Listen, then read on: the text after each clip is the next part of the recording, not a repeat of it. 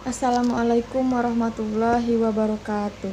Perkenalkan, nama saya Misha Yuliasari, NIM 2229067, kelas 1A Prodi D3 Keperawatan. Saya akan menceritakan kisah tentang Nabi Isa alaihi wasallam. Kisah Nabi Isa alaihi wasallam di dalam kitab suci Al-Quran. Nabi Isa disebut dengan nama Isa, dengan gelar Al-Masih dan Ibnu Maryam. Kapasitasnya ialah sebagai hamba dan Rasul Allah. Kalimat Allah yang disampaikan kepada Maryam dan bagian dari ruhnya. Ia lahir tanpa seorang bapak dan merupakan nabi yang diberikan mukjizat yang tidak dimiliki oleh nabi lainnya. Nabi Isa alaihi wasallam memiliki kesalehan dan ketauhidan yang sangat kuat. Dalam Al-Quran, Allah Subhanahu wa Ta'ala menanyakan ketauhidan kepada Nabi Isa alaihi wasallam, apakah ia mengaku sebagai Tuhan.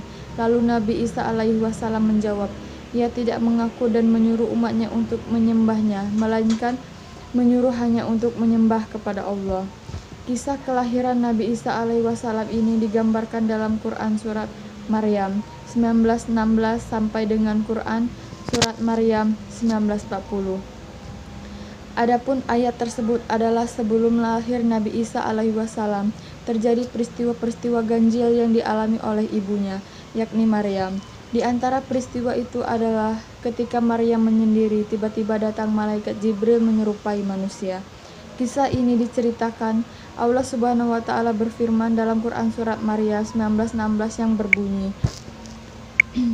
dan ceritakanlah kisah Maryam di dalam Al-Quran, yaitu ketika menjauhkan diri dari keluarganya ke suatu tempat di sebelah timur, maka ia mengadakan tabir yang melindunginya dari mereka.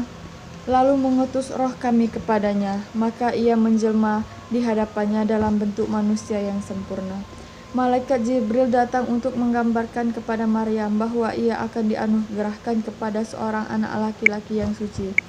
Hal ini termasuk dalam Quran surat Maryam 1919. Allah Subhanahu wa Ta'ala berfirman, ia Jibril berkata, sesungguhnya aku ini hanyalah seorang utusan Tuhanmu untuk memberimu seorang anak laki-laki yang suci. Peristiwa kelahiran Nabi Isa. Semakin hari, usia Maryam semakin membesar, sehingga telah tiba waktunya Maryam melahirkan seorang anak dengan rasa sakit. Ia memaksakan diri untuk bersandar ke pohon kurma. Hal ini digambarkan di dalam Quran surat Maryam 1923. Allah Subhanahu wa Ta'ala berfirman, maka rasa sakit akan melahirkan anak memaksa ia bersandar pada pohon kurma. Dia berkata, aduhai, alangkah baiknya aku mati sebelum ini dan aku menjadi barang yang tidak berarti lagi. Ayat ini menggambarkan bahwa Maryam merasa malu kepada orang lain dengan apa yang terjadi kepadanya, karena ia khawatir bencana serta kesedihan akan ia terima setelah melahirkan anak tanpa ayah. Ditambah lagi kesukaran baru, yaitu ia memerlukan air untuk memandikan anaknya serta memerlukan makanan. Maryam pun merasa semakin sedih melihat kondisi tersebut.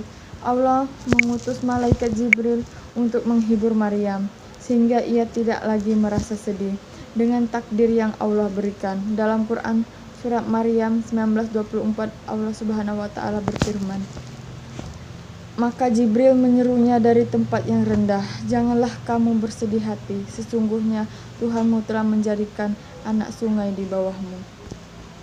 Jibril menyampaikan pesan dari Allah Subhanahu wa Ta'ala agar janganlah Maryam bersedih hati, bersusah payah, karena Allah telah menyediakan air, yaitu sebuah anak sungai yang kecil dan airnya jernih.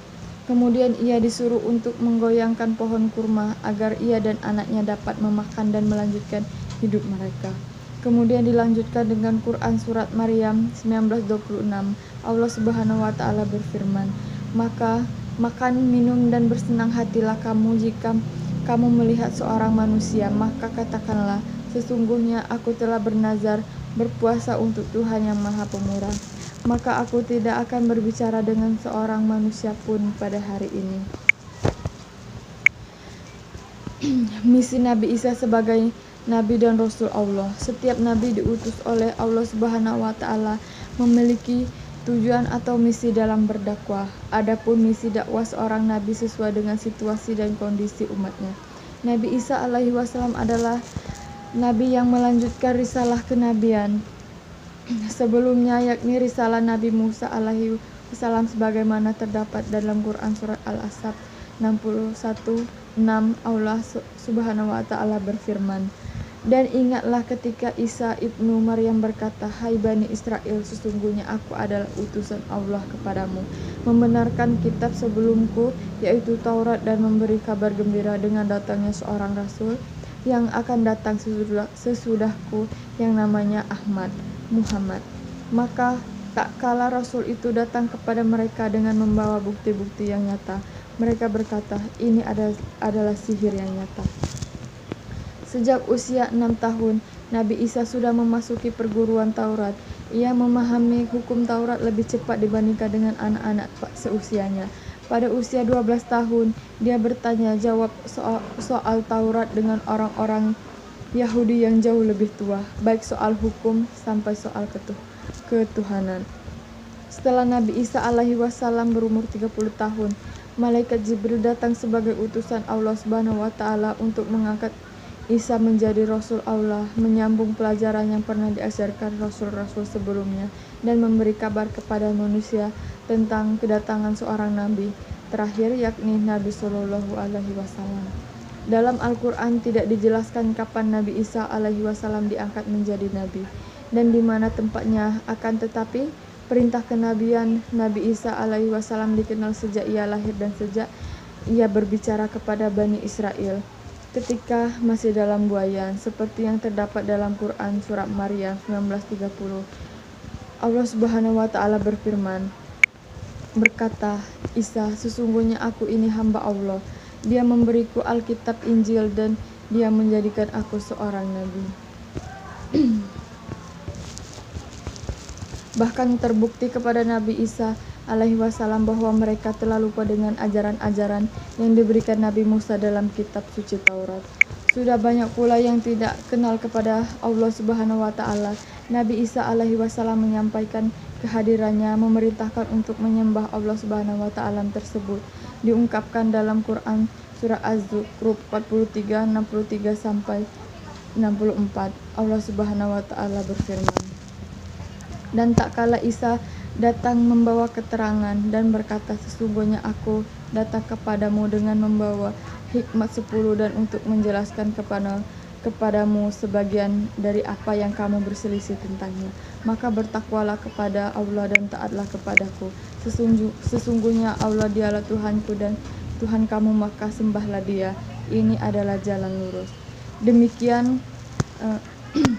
Demikian cerita singkat dari saya. Apabila ada kekurangan, saya mohon maaf kepada Allah, saya mohon ampun. Wabillahi taufiq wal hidayah. Wassalamualaikum warahmatullahi wabarakatuh.